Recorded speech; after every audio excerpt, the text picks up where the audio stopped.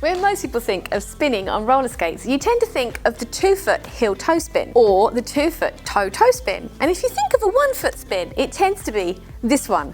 There are, however, 3 main edge spins on skates. So I'm going to show you them and all the many variations that you can do. So on roller skates, there are 3 main edge spins. The back inside, which you're used to seeing, the forward outside and the back outside. So a flat roller skate is never going to spin. You have to focus your weight onto one wheel, and the other 3 wheels will pivot around that one pivot point. As you can tell, what I'm saying about is the wheels are going to slide around, so it's much easier in a harder wheel. If you try and spin in a softer wheel, what can happen is it catches and it's really uncomfortable. So you have to put a lot more pressure on the wheel that is the pivot point, so the other wheels almost lift. It makes it quite a bit harder. We've spoken about focusing your weight. What every spin also needs is momentum. 2-foot spins are great for momentum because you can start wide and pull in, and that creates a corkscrew effect and gives you momentum. So when I'm doing a heel toe, I'm on the heel toe. But when I do a really fast heel toe, I actually focus my weight onto one spot. So let me show you that. So a normal heel toe is here.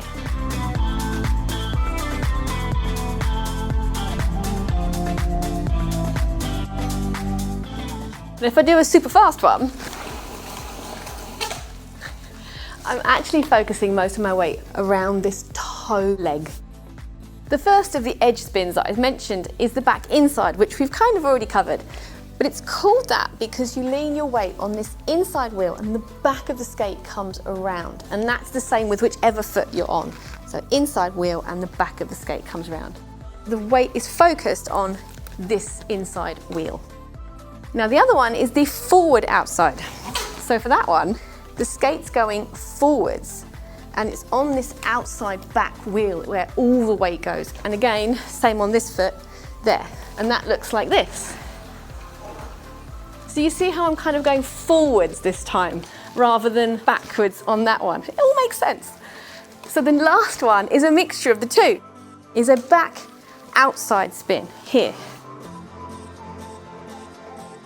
This time I'm on the outside wheel and I'm going backwards around it. When I use these edge spins in my dance moves, I kind of cheat and turn them into almost a 2-foot spin because I do what I call a 6-wheel spin. I'll put the other foot down as well. So I've got 6 wheels on the floor. So if I was doing a back outside one, I'd put the other foot down here. So my back outside is on this foot and the other foot goes down here. So if I was doing the forward outside, I'd do my forward outside here, but this foot goes down. So then I've got 6 wheels on the ground. And this makes it easier to gain momentum, and it's a lot easier to do it slower because you're more balanced. So let's say, for instance, I'm going to do my back outside 6-wheel spin like this at the end of a downtown. So I'm going to do my downtown, and I'm going to do my kick out, and then here I'm thinking, right, I'm going to bring this foot in and I'm going to spin. So what I'm going to do is I'm going to put more weight on this foot because this foot is going to be doing the pushing for me. I'm going to lean right on that little toe wheel, I'm going to lean my shoulders, and I'm going to push from this instep of this foot like that. And that's what gives me the momentum.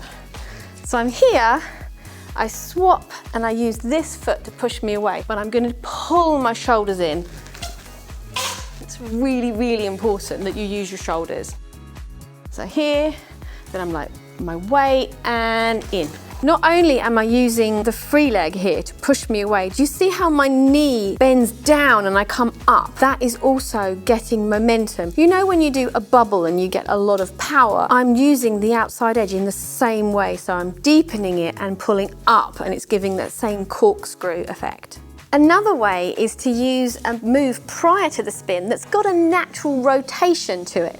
So say for instance I was doing a dribble, and then I was like, I'm just going to do a few little turns. And you see how I'm kind of already got the motion of this foot of a spin. So I could just pick up.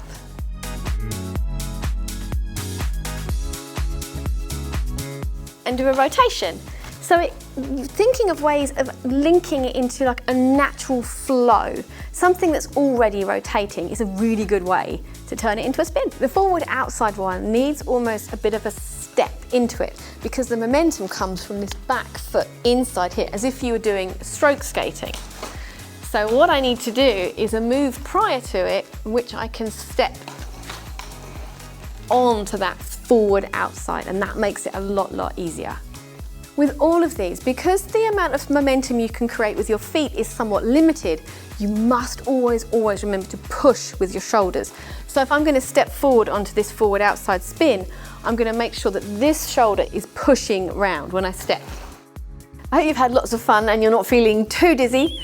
If I've inspired you to spin, I'm going to put together a playlist of all my other videos on spinning. So there's lots of options in there. You've got the 2-foot spin, the toe-toe spin, and the back inside upright spin. I'm Katie, you've been watching Skatie, and I'll see you next time. Bye!